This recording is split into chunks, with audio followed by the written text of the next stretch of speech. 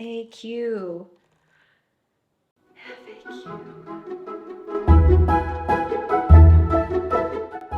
Hi everyone, I'm Mandy Davis, former principal turned homeschool mom, and I am back with even more FAQs. Today we're going to tackle a lot of the questions you've been leaving on YouTube comments as well as my Instagram page. And without further ado, let's get started. What are your family's rules on screen time, and how do you manage that in your homeschooling day? Well, this is a very good question. So I think that technology in education is very important, and I actually love watching the direction that technology is taking education. We use screens in our homeschool day and in our family often, but we're also very intentional about it. We talk about what we're using screens for, why we're using it, and ultimately, it's about making sure we're just not using screens for that sedentary entertainment, but using them to meet different learning goals. Throughout the day, my kids will be on their computers or on their tablets with different learning resources, different typing skills. I also think that starting in the primary grades, all the way up through high school, it's important to build upon the foundation of understanding how to use certain platforms and tools. So you can't get to a place, even as an adult, where you know how to make a slide deck if you've never learned how to type. So just thinking through all of that, we're less about rules on we can only use this much screen time, and more so intentional on how we're going to use screen time. And I think with that, it's why my kids have never had a big pull of I want it, but more so just do I need it today? How do you ensure your kids are socializing enough? Oh, gosh, really no different than any other parent. I feel like as homeschool moms, we have this onus on us that socialization is lacking because we homeschool, and therefore we think about it actually a lot more. But really, we can't assume sending kids to school that they're socializing or that they are able to gather healthy socialization experiences. So whether you homeschool or not, I don't ever know if my kids are socializing enough. I think that'll kind of depend on your family and what your guide point is for enough. But I just ensure that I am creating opportunities where my kids can socialize, whether it's having them attend a youth group event or signing them up for activities or different classes through the days. Providing them with those intentional opportunities, intentional play dates, intentional times to build relationships, build their social emotional health, build their communication, interactions with others. So long as that feels to you that your children have those opportunities, I'd say it's enough. What extracurricular activities do your kids participate in? Oh, this is perfect follow-up to the previous question.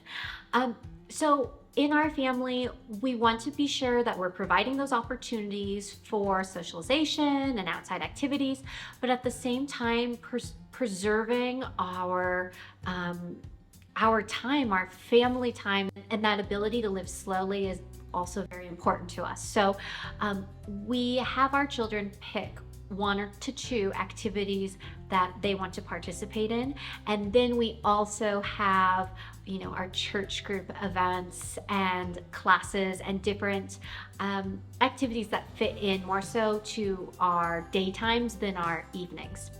So as far as my kids, both of my girls currently take piano lessons and also participate in activities throughout school. The girls both take separate dance classes in the evenings, and then my oldest attends youth group here at our church. Let's see, my son is in a ninja class currently and also a music class as well. So just looking for opportunities for the kids to grow in areas they love without bogging down our schedules. That's what works best for our family. What's one thing you wish you knew before you started homeschooling? Gosh, I think I wish from the start I would have known the importance of finding a community early. Community has just been everything. In those moments where you're feeling low or lost or isolated, your community is always there to build you up and support you. I also noticed towards the beginning, I was continuously reinventing the wheel and even making things maybe a little bit harder on myself than I had to. Whereas now within the communities I've built, I can look toward veteran homeschool moms or homeschool moms who have already completed a lesson or a unit that I'm building and really take their advice and just learn and grow together.